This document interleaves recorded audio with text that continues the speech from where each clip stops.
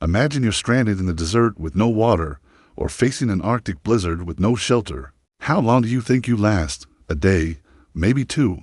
Ancient civilizations didn't just survive these impossible conditions, they thrived, developing strategies that still baffle modern explorers today.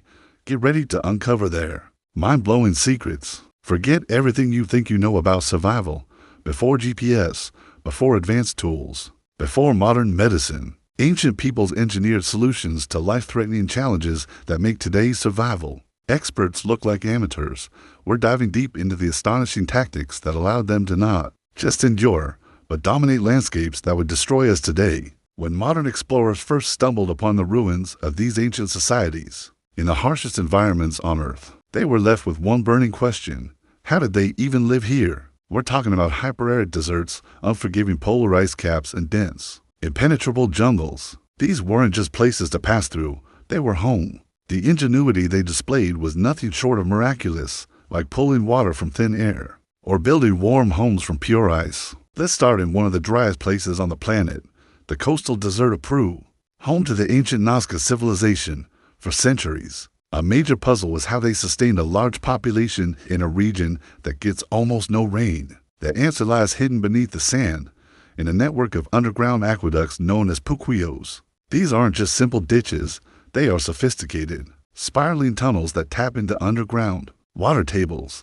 What's truly staggering is that many of these puquillos, built over 1,500 years ago, are still functioning today, providing water to local farmers with minimal maintenance. From a modern engineering perspective, this is mind-boggling. How did they survey the landscape with such precision to find the water source? How did they dig and maintain these complex systems without modern machinery? The sheer audacity of the project, carving out these lifelines with basic tools, speaks to a level of geological and hydrological knowledge that we are only just beginning to appreciate. It was a masterpiece of sustainable engineering, long before the term even existed. Now, let's travel from the scorching desert to the freezing Arctic, home of the Inuit. When you think of Inuit survival, the igloo probably comes to mind. But it's so much more than just a dome of snow. Inuit snow architecture is a masterclass in thermodynamics. They understood that compressed snow is an incredible insulator. The design of an igloo, with its raised sleeping platform and cold trap entrance, could raise the internal temperature by up to 40 degrees Celsius compared to the outside, using only body heat and a small lamp. But shelter is only half the battle. How do you find food in a vast, white wasteland? The Inuit developed sophisticated hunting methods, particularly for seals, their primary source of sustenance. They possessed an intimate knowledge of the ice, the currents, and seal behavior.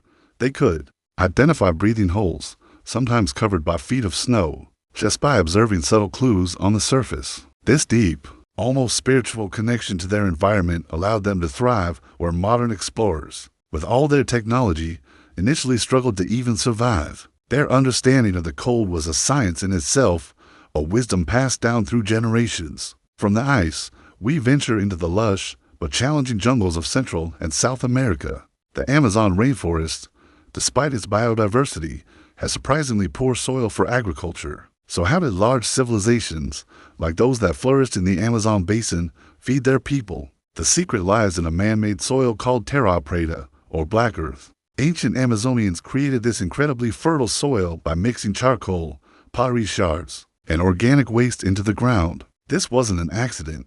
It was a deliberate, large-scale soil enrichment project that transformed barren land into productive agricultural zones, some of which remain fertile to this day. Nearby, the Maya civilization faced a different water problem, not a lack of it, but how to manage it during intense rainy seasons and long dry spells. They engineered a brilliant system of reservoirs and canals. But they didn't just store water, they used natural sinkholes, called cenotes, as sacred wells and developed methods to purify the water, ensuring a safe supply for their bustling cities. This wasn't just about survival, it was about creating a stable, resilient society in the heart of the jungle. Their environment also served as a vast pharmacy. The Maya possessed an encyclopedic knowledge of medicinal plants, a sophisticated understanding of botany and chemistry that we are still learning from today. So, what connects the Nazca in their desert, the Inuit on their ice, and the Maya in their jungle? The common thread is a profound, almost instinctual understanding of their environment, combined with relentless human ingenuity. They didn't see nature as an obstacle to be conquered, but as a system to be understood and worked with. Their resilience wasn't just about physical toughness. It was about intellectual brilliance and adaptability. The most exciting part is the enduring mystery. What else did these civilizations know that we've lost to time?